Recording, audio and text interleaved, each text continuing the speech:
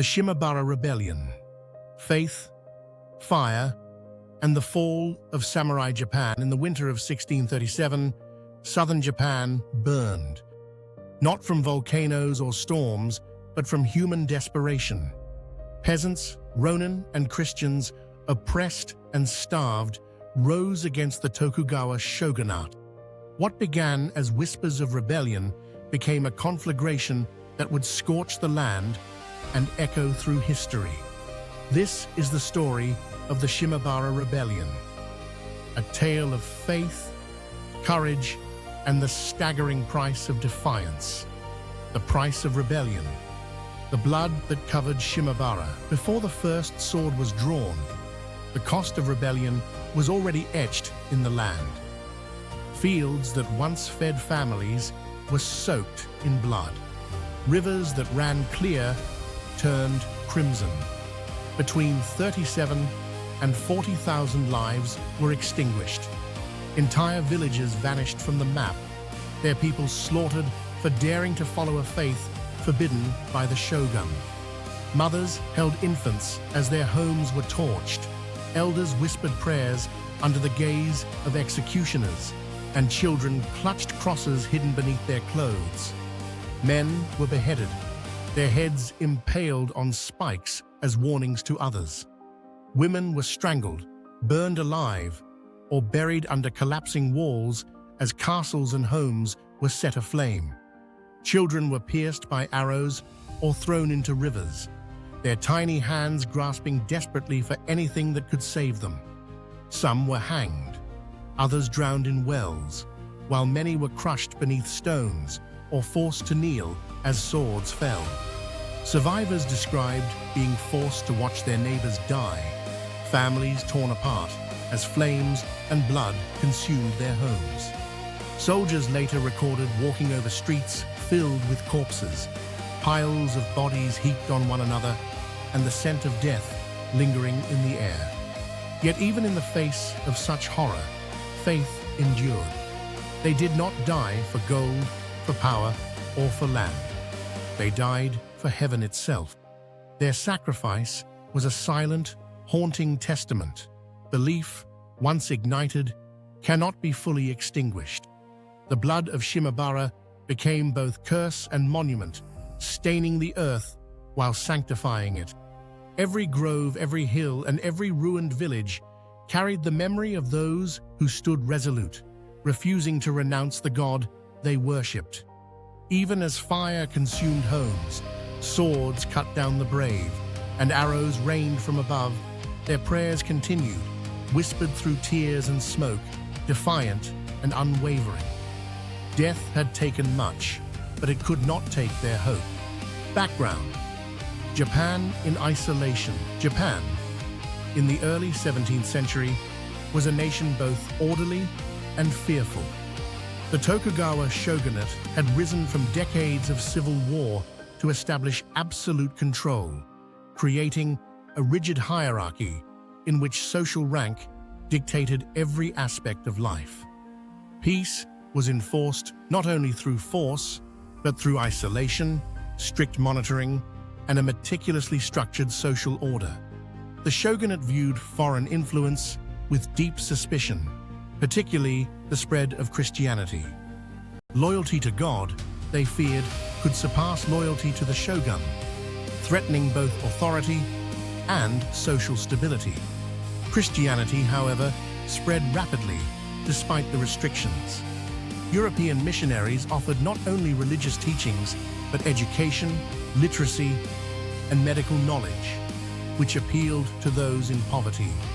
By the early 1600s, hundreds of thousands of Japanese had embraced the faith, creating communities united by prayer and shared hope. In response, the shogunate employed ruthless measures to suppress conversion. Churches were destroyed, priests executed, and anyone suspected of practicing Christianity faced torture or death if they refused to recant. These hidden believers became the Kakure Kirishitan, Christians in hiding who preserved their rituals, prayers, and holy symbols in secrecy. They developed ingenious methods to disguise crosses as everyday objects and whispered sacred prayers behind closed doors, sustaining faith across generations. The tension between devotion and authority festered, creating a pressure cooker that would eventually explode into rebellion. Seeds of rebellion. The people of Shimabara and Amakusa. The people of Shimabara and the nearby Amakusa Islands lived under a shadow of oppression so severe that daily life became a struggle for survival. Matsukura Shigemasa, the ruling lord, demanded exorbitant taxes to fund massive castle constructions and roadworks, even as famine and poverty ravaged the land. Villagers were forced into backbreaking labor, building castles and fortifications under the threat of violence. Those caught practicing Christianity faced cruel punishment, including public floggings, beheadings, and sometimes even execution in front of their families. Faith itself had become a crime, punishable by death, yet it persisted in whispers, hidden rituals, and secret gatherings in the dead of night. Even amid despair, hope flickered. Villagers whispered prayers in secret. Mothers taught the catechism to children beneath floorboards, and symbols of faith were hidden in clothing and household objects. Hunger, humiliation, and fear transformed into determination. Ordinary peasants, armed with farming tools, bamboo spears, and makeshift weapons, joined masterless samurai, Ronin, who had survived decades of warfare. Anger, suffering, and devotion fused into a force that would challenge the might of the shogunate. The rebels were not soldiers in the traditional sense. They were farmers, fishermen, and laborers. Yet united by faith, they became a formidable and resilient force. The spark. The rise of Amakusa Shiro. Amid the suffering, a boy emerged who would become the heart and symbol of the rebellion. Amakusa Shiro Tokisada, only 16, was said to possess a divine presence. His charisma and fervent faith inspired thousands of desperate villagers who were eager for hope and guidance. Many saw him as a prophet, a messiah, and a symbol of divine justice. God will deliver us. He will fight our battles when we have no strength left. Under Shiro's leadership, the scattered peasants and Ronin unified. Hara Castle became their stronghold, a fortress where faith and resistance merged. The rebellion transformed from spontaneous defiance into a structured resistance, driven not by ambition, but by shared suffering and spiritual conviction. Shiro's voice echoed through mountains and valleys, igniting courage in the hearts of those who had long lived in fear. He inspired the belief that even the weakest could challenge the most powerful if their cause was righteous and their faith unshakable. The siege of Hara Castle, heaven's last stronghold, the shogunate could no longer ignore the uprising. They dispatched over 120,000 soldiers to crush the rebels, who numbered barely 37,000. Men, women, and children fortified Hara Castle, bringing water, food, and prayers to exhausted fighters. The defenders dug trenches, erected barricades, and prepared for the siege with ingenuity born of desperation. For weeks, the fortress withstood starvation, relentless attacks, and heavy artillery, including cannons supplied by the Dutch. The rebels improvised with farming tools, spears, and captured weapons. Faith became as potent a weapon as any sword. Each whispered prayer bolstered courage. Each shared hope strengthened resolve. Shiro's words inspired the defenders even as the walls shuddered under cannon fire. Do not fear the sword of men. Heaven stands with us. The siege was unrelenting. Rebels endured hunger, disease, and exhaustion, yet they held their ground. They buried the dead within the fortress walls, shared scarce water, and tended to the wounded, refusing to abandon their faith or each other. Even in the face of overwhelming odds, courage and conviction turned despair into defiance. Every day, families risked their lives to keep hope alive, women carrying food through bombardment, children assisting with supplies, and elders offering prayers that echoed across the battlefield. The defenders' unity and faith made Hara Castle not only a military stronghold, but a symbol of resistance against oppression.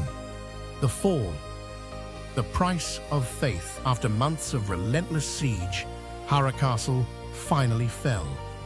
The rebels, exhausted, starving, and surrounded by a vastly superior shogunate army, could hold no longer. The rebellion was crushed, leaving unimaginable devastation across Shimabara and Amakusa. Tens of thousands of men, women, and children were executed in brutal reprisals. Some were decapitated in public as a warning to all. Others were burned alive in the ruins of homes and churches, while many drowned in rivers while trying to escape the onslaught. Entire villages were wiped from the map, their inhabitants slaughtered simply for following a faith that challenged the shogunate's authority. Amakusa Shiro himself, the 16-year-old boy who had become the symbol of hope and divine inspiration, was captured. Bound and paraded before the shogun's forces, he faced execution with calm courage, his youthful eyes reflecting unwavering faith even in the face of death. "Even if my body falls, let my spirit fight for God and our people," he reportedly told his followers before the final assault on Hara Castle. Christianity was banned entirely, forcing survivors to live in secrecy for generations. Villages were emptied, fields left untended, and homes were set ablaze. Streets ran with blood.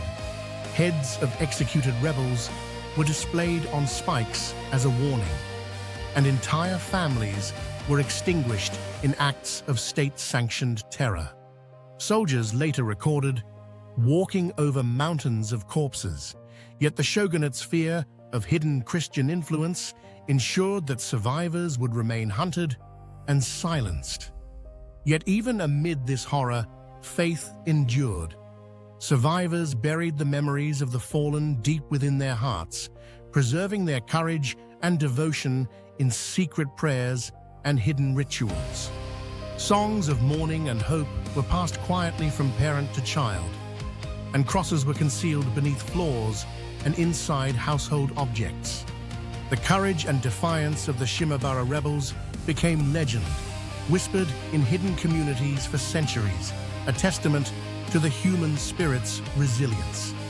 Even in the ashes, hope persisted, preserved by those who refused to forget the sacrifices made for faith, freedom, and the promise of divine justice.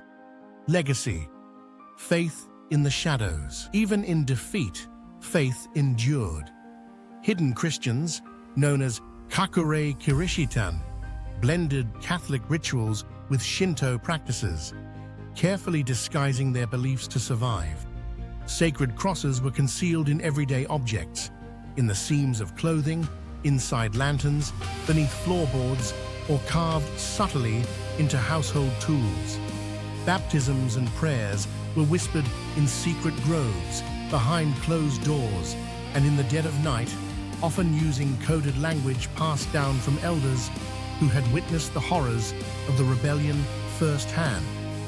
Families preserved holy texts, icons, and relics, teaching the next generation to honor martyrs in ways that would not attract the shogunate's deadly attention. When Japan reopened in the 19th century, missionaries and scholars discovered these hidden communities.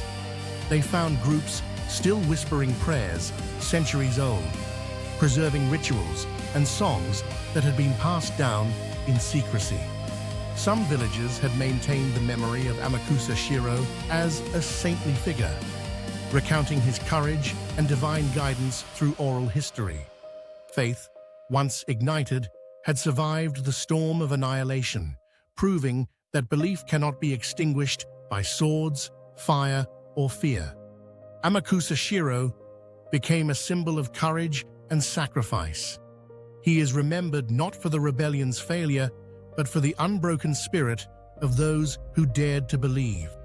Stories of his leadership inspired secret Christian communities for generations, showing that hope and conviction could survive even the harshest oppression. The rebellion itself was more than an uprising. It was a testament to human resilience, to the power of hope, and the courage of ordinary people who stood against an empire armed only with faith and determination. Villagers whispered his name during clandestine rituals. Children learned of his heroism alongside prayers, and even centuries later, his story continued to inspire those who faced oppression, proving that faith can outlive tyranny. Closing sequence. Faith never dies. The blood of Shimabara stained the earth, yet it sanctified it as well. The courage of rebels became legend, preserved in whispers through generations of hidden Christians who continued to practice their faith in secret. Ordinary men and women, armed with little more than belief, challenged an empire and left an indelible mark on history. One survivor is said to have whispered as they hid in the ruins of their village, "We may fall, but our prayers rise higher than any sword. God sees us still." Amakusa Shiro, before the final battle at Hara Castle, reportedly told his followers, "Even if we die, let our faith be our victory. Heaven will remember us." Families buried beneath the ashes of burned villages, survivors who lived in hiding, and communities who maintained rituals in secret all became carriers of an unbroken spiritual legacy. Each whispered prayer, each hidden symbol, and each retelling of the rebellion's events was an act of resistance against forgetting. Their sacrifice, though silenced by swords and fire, continues to echo across time. Courage, devotion, and hope, once sparked in the hills of Shimabara, remind us that even under the heaviest shadow of fear, belief can endure. Their story is a timeless testament that even when empires strike with overwhelming force, faith in the human heart can never be fully extinguished.